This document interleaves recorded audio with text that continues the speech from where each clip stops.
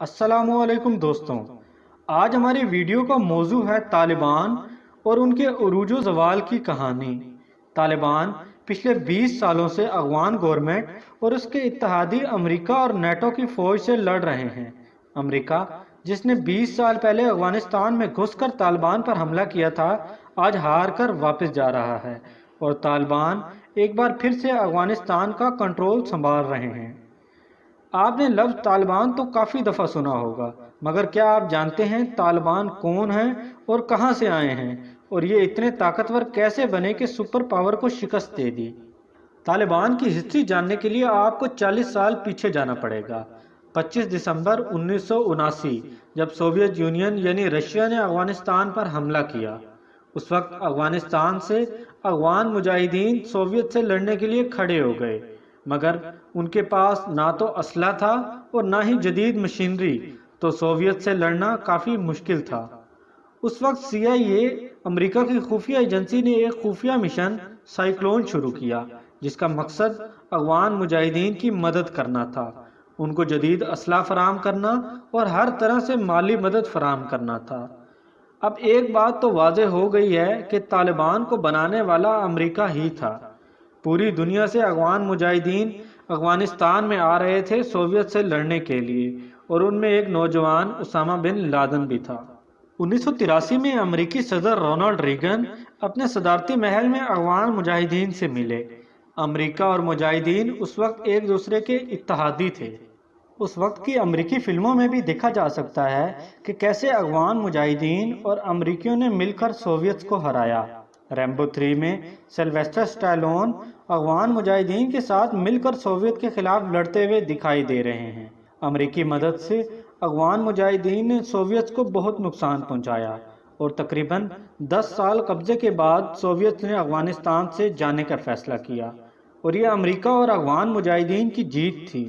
Soviets کے حمایتی صدر نجیب اللہ نے استعفیٰ دے دیا۔ اب سوویتس کے جانے کے بعد امریکہ نے بھی افغان طالبان کو خیر آباد کہہ دیا اور امریکہ واپس اپنے ملک چلا گیا۔ 1979 میں سوویتس افغانستان چھوڑ کر چلے گئے۔ اب مجاہدین آپس میں لڑنے لگ گئے ٹرائبل لیڈرز کے ساتھ، اور یہ طاقت کی جنگ تھی۔ 1992 میں یہ شروع ہوئی اور آہستہ آہستہ 1994 میں ایک نئی ٹرم متعارف ہوئی، طالبان۔ اب افغان مجاہدین اپنے آپ کو طالبان کہنے لگے، اور ان کے بانی تھے ملا محمد عمر۔ آہستہ آہستہ انہوں نے سارے ملک پر قبضہ کر لیا، اور 1996 میں یہ کابل میں داخل ہو گئے۔ طالبان نے افغانستان کو Islamic state of Afghanistan declare کر دیا اور سخت قوانین نافذ کر دیے۔ ملا محمد عمر نے افغانستان میں اسلامی شریعت کا نفاذ کر دیا، اور سر عام سابقہ صدر نجیب اللہ اور اس کے بھائی کو پھانسی دے دی۔ پھر 9 ستمبر 2001 کو 9/11 کا واقعہ پیش آتا ہے۔ اب امریکہ کو القاعدہ کے لیڈر اسامہ بن لادن پر شک تھا کہ 9/11 حملوں کے پیچھے وہ ہے۔ امریکہ نے ملا محمد عمر سے اسامہ کی حوالگی کا مطالبہ کیا، مگر ملا محمد عمر نے کہا کہ پہلے آپ اسامہ کے خلاف ثبوت دیں کہ وہ اس حملے میں شامل تھا۔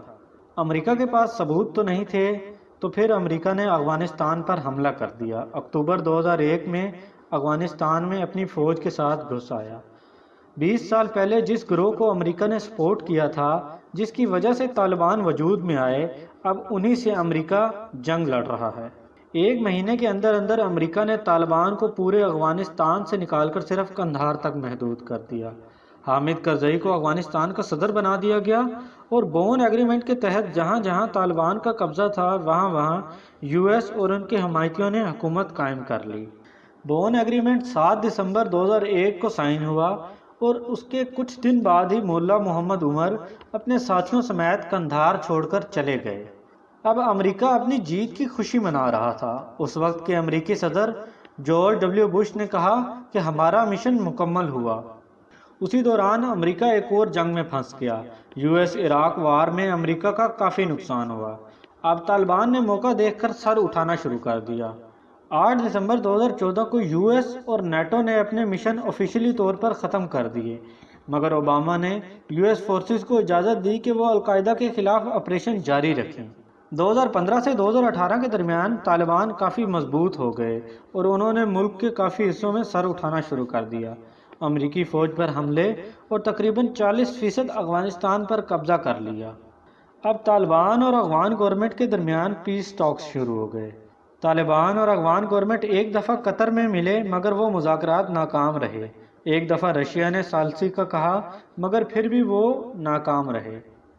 اپریل 2021 میں جب امریکی صدر نے کہا کہ امریکی فوج 11 ستمبر تک افغانستان سے نکل جائے گی تو اس اعلان کو سن کر طالبان اور مضبوط ہو گئے۔